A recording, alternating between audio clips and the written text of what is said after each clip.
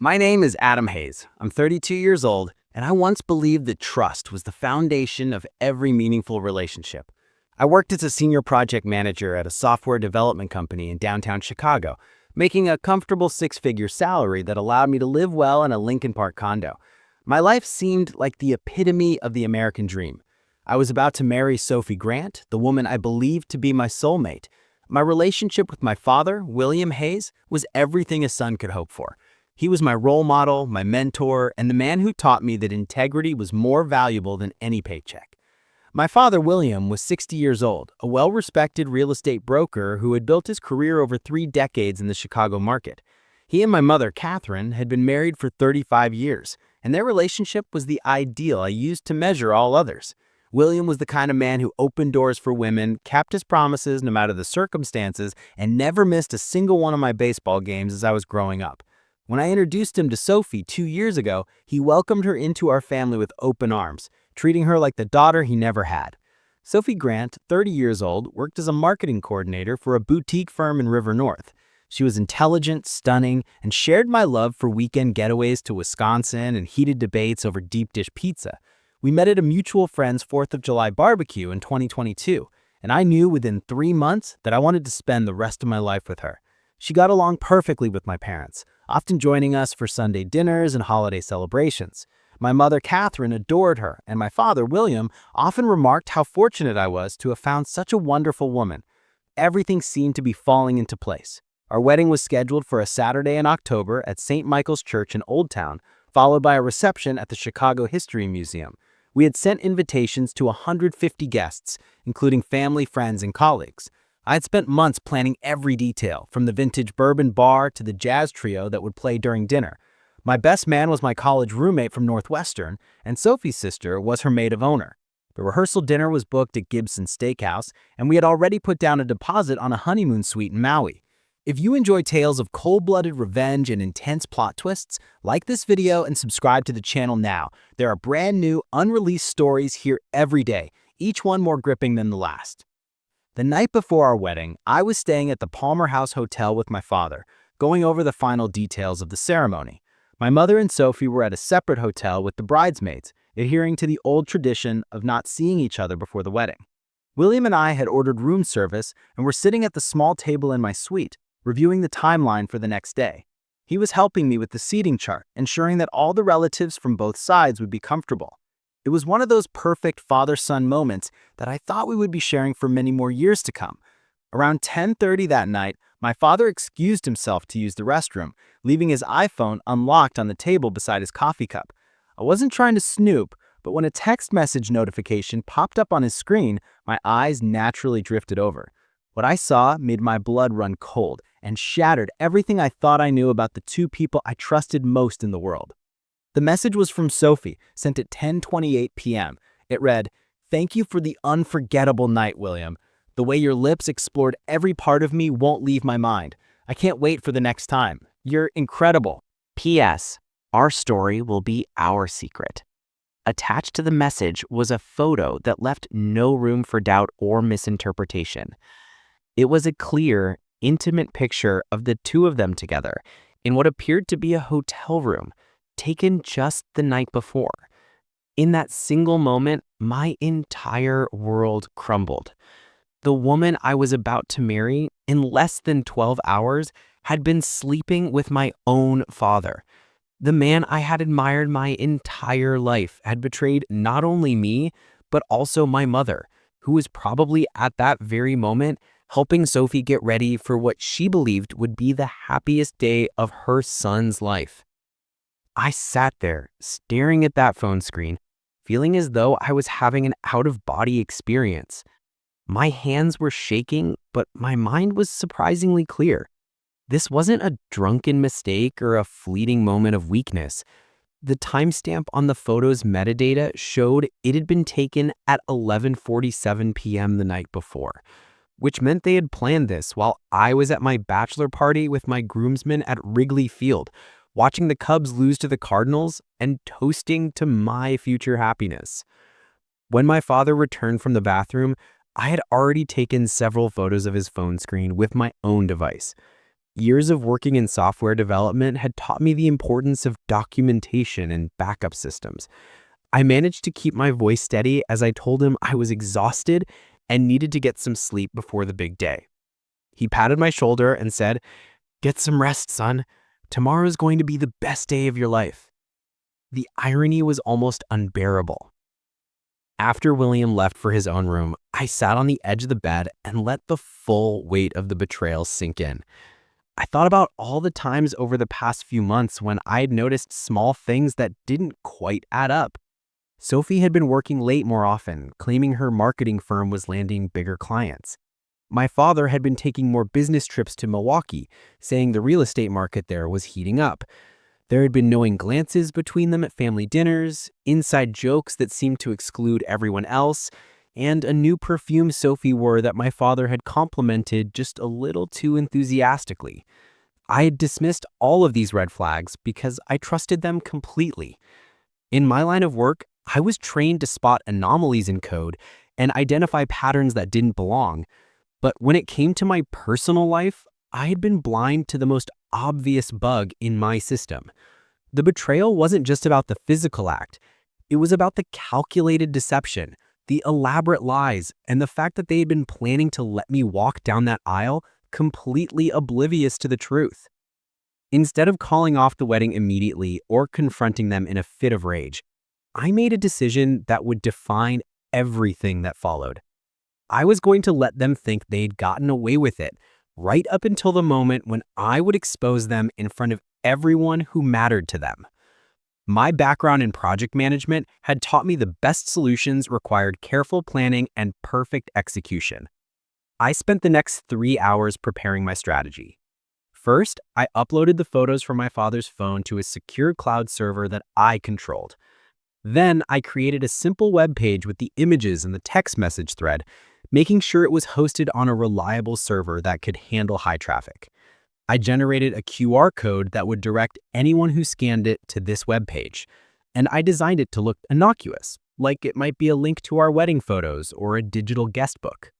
Using the hotel's business center, I printed 200 small cards with the QR code and a message that read, "Scan for a special surprise from the bride and groom." I knew that in today's digital age, wedding guests were always eager to see behind-the-scenes content, especially if they thought they were getting exclusive access to something special.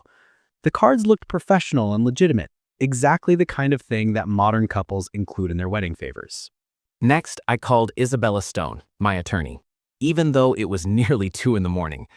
Isabella had handled my real estate transactions and business contracts for years, and she was someone I could trust completely. She answered on the third ring, and despite the late hour, she listened carefully as I explained the situation. "Adam," she said, "I'm so sorry this happened to you, but I'm glad you're thinking clearly. Don't sign any marriage documents tomorrow, obviously. As for the rest, what you're planning is perfectly legal. It's your property, your evidence, and your wedding. You have every right to share information about your own life." Isabella also advised me to document everything with timestamps and make sure I had witnesses to the events that would unfold. She offered to attend the wedding as my legal representative, positioning herself discreetly among the guests in case things got complicated. "Sometimes," she said, "the best revenge is simply the truth, and sometimes the truth is more devastating than any elaborate scheme." I barely slept that night, but when morning came, I felt strangely calm. I showered, put on my custom-tailored Tom Ford tuxedo, and looked at myself in the mirror. The man staring back at me looked composed, even dignified. I had spent years building my reputation as someone who could handle pressure, solve complex problems under tight deadlines, and always deliver results. Today would be the ultimate test of those skills. At the church, everything proceeded exactly as planned. The flowers were perfect, the music was beautiful, and the guests were arriving in their finest attire. My mother, Catherine, looked radiant in her navy blue dress, completely unaware that her world was about to shatter. My father, William, was playing his role as the proud father of the groom, shaking hands with guests and making small talk about the weather and the upcoming football season.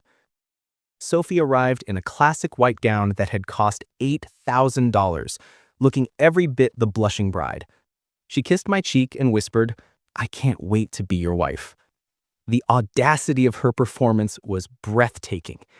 She had been in bed with my father less than 36 hours earlier, and now she was standing at the altar, ready to pledge her eternal love and fidelity to me in front of God and everyone we knew. As we stood at the altar, I could see my father in the front row wearing his best suit and a smile that now looked like a mask to me. He caught my eye and gave me a thumbs up, the same gesture he had made when I graduated from Northwestern, when I got my first promotion, and when I told him I was going to propose to Sophie. The hypocrisy was staggering, but I maintained my composure. Everything was going according to plan. Father Mackenzie began the ceremony with the traditional opening words, and I could feel the weight of 150 pairs of eyes on us. The guests included my entire extended family, Sophie's relatives from Wisconsin, colleagues from both our companies, and friends we had made over the years. My college roommate, Mike, was standing beside me as my best man, completely unaware of what was about to unfold. Sophie's sister, Chloe, was her maid of honor, beaming with pride at her sister's apparent happiness. During the first part of the ceremony, I had arranged for my trusted wedding coordinator, Helen, to begin distributing the QR code cards to the guests. Helen had worked dozens of weddings at St. Michael's and was known for her discretion and professionalism. I had told her the cards were a surprise element for the reception, and she had agreed to hand them out quietly during the ceremony. The timing was perfect, because most guests would be curious enough to scan the code immediately, but polite enough to keep their phones on silent mode. I watched out of the corner of my eye as Helen moved through the pews, distributing the cards to small groups of guests. Uncle George from Milwaukee scanned his immediately, and I saw his face shift from curiosity to confusion, then to shock in a matter of seconds. My cousin Olivia looked at her phone screen and covered her mouth with her hand. My boss from the software company, James, went pale and showed his screen to his wife, who gasped audibly. The ripple effect was fascinating to witness. Within minutes, nearly every guest in the church had their phone out, and the atmosphere began to change dramatically. Whispers spread, shocked faces replaced the smiles, and people began passing their phones to those who hadn't received cards yet. The evidence was rapidly circulating among the congregation. But the ceremony continued. Father Mackenzie was in the middle of his homily about love and trust when I noticed Sophie's aunt, Carol, showing her phone to Sophie's mother, who let out a small cry before covering her mouth with her handkerchief. My mother, Catherine, was seated in the front row. When my cousin handed her a card, I saw her scan it with the same curious smile she had worn moments before. That smile disappeared instantly, replaced with an expression of utter devastation I will never forget. Sophie was still facing forward, focused on the priest's words about sacred vows and eternal commitment. She hadn't yet noticed the growing chaos behind her. My father, William, was beginning to look uncomfortable as he saw people around him checking their phones and whispering urgently to each other. He leaned over to Catherine and whispered something, but she sharply pulled away from him. Her face was now streaked with tears. The moment I had been waiting for finally arrived. Father Mackenzie reached the traditional part of the ceremony, where he asks if anyone objects to the union. If any person can show just cause why Adam and Sophie may not be joined together in holy matrimony, let them speak now or forever hold their peace. I stepped forward and took the microphone from the priest. The church fell completely silent, except for the sound of my own heartbeat pounding in my ears. I looked directly at Sophie, then at my father, and then at the congregation filled with people who had just witnessed the evidence of their betrayal. "Yes," I said, my voice steady and clear. "I have something to say." Sophie turned to face me, and I saw the exact moment when she realized that something was very wrong. Her face went from confusion to recognition, and finally to sheer terror as she noticed the expressions of the guests behind her. My father, William, half stood from his seat, his face flushed red with panic as he understood that his secret was no longer secret. "I loved you, Sophie. I loved you with everything I had." And Dad, I turned to face him. "I looked up to you my entire life. You were my hero, my role model, the man who taught me about integrity and honor." The church was so quiet that you could hear a pin drop. Even the children had stopped fidgeting. Everyone was hanging on my every word, and I could feel the weight of the moment. "But the most intimate betrayal demands the highest price," I said, my voice still calm, but carrying the full weight of my pain and fury. "Last night, I discovered that the two people I trusted most in the world have been lying to me, betraying me, and planning to let me walk down this aisle completely unaware of their deception." Sophie tried to speak, but no words came out. My father was now standing, his hands shaking as he tried to figure out how to salvage the situation.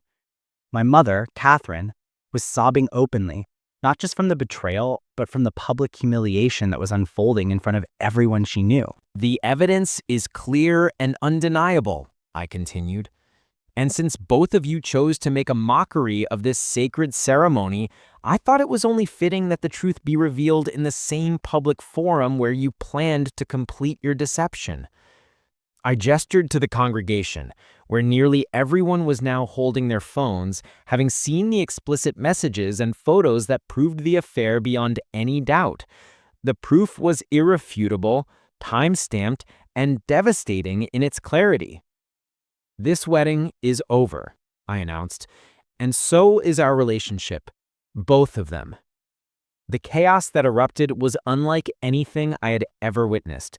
Guests shouted questions, Sophie was crying hysterically, and my father, William, was pushing through the crowd, trying to reach me.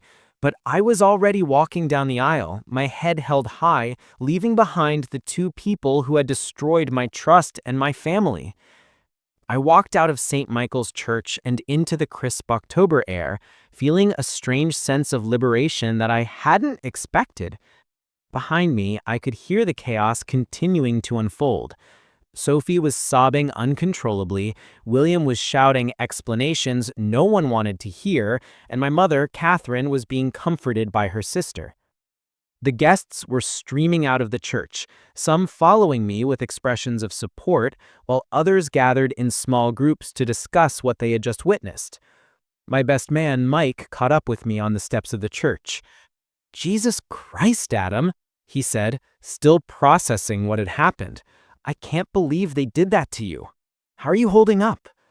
I looked at him and realized that for the first time in months, I felt completely honest about my situation. "I'm better than I've been in a long time. The truth has a way of setting you free even when it hurts." Within hours, the story had spread far beyond the walls of St. Michael's Church. Several guests had shared the evidence on social media, and by Sunday evening, the story was trending on Twitter and Facebook. The local Chicago news stations picked it up by Monday morning, and by Tuesday, I was fielding calls from national media outlets wanting to interview me about the wedding that had gone viral for all the wrong reasons. I declined most of the interview requests, but I did speak with one reporter from the Chicago Tribune who had covered business stories about my company in the past. I kept my comments brief and dignified. I believe in the truth, and I believe that people have the right to know who they're really dealing with, especially when it comes to matters of trust and integrity. The professional consequences for Sophie and my father, William, were swift and severe. Sophie's marketing firm, which prided itself on family values and ethical business practices, terminated her employment within a week. The story had become so widely known that having her associated with their brand was seen as a liability. William's real estate business suffered even more dramatically. In an industry built entirely on trust and personal relationships, his reputation was destroyed overnight. Several major clients canceled their contracts, and his business partner of 15 years dissolved their partnership. My mother, Catherine, filed for divorce within 2 weeks of the wedding incident. She had been married to William for 35 years, but she told me that the public humiliation and violation of trust were too much to overcome. She said, "I could have maybe forgiven a private affair, but the fact that he was willing to destroy his own son's life and that he planned to let you marry her knowing what they had done, that's something I can never forgive." The legal proceedings were handled efficiently by Isabella Stone, who had prepared for this exact scenario. Since the marriage had never been legally completed, there were no divorce proceedings necessary between Sophie and I. However, there were financial matters to resolve. I had paid for most of the wedding expenses, including the venue, catering, and honeymoon reservations. While I couldn't recover all of the money, Isabella was able to negotiate settlements that covered a significant portion of my losses. More importantly, Isabella helped me protect my assets and ensure that Sophie had no legal claim to any of my property or savings. The prenuptial agreement we had signed was ironclad, but since the marriage never occurred, it was essentially meaningless anyway.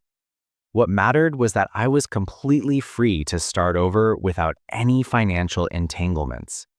The aftermath wasn't easy, but it was cleaner than I had expected. I took 2 weeks off from work to process everything that had happened and to deal with the media attention. My company was incredibly supportive, with my boss James telling me that he admired how I had handled the situation. "You showed real character," he said. "Not everyone would have had the strength to expose the truth like that."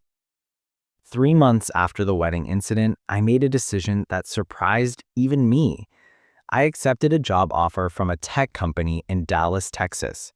The opportunity had come up through a professional connection, and the timing felt perfect. I needed a fresh start away from the memories and the gossip that still followed me around Chicago.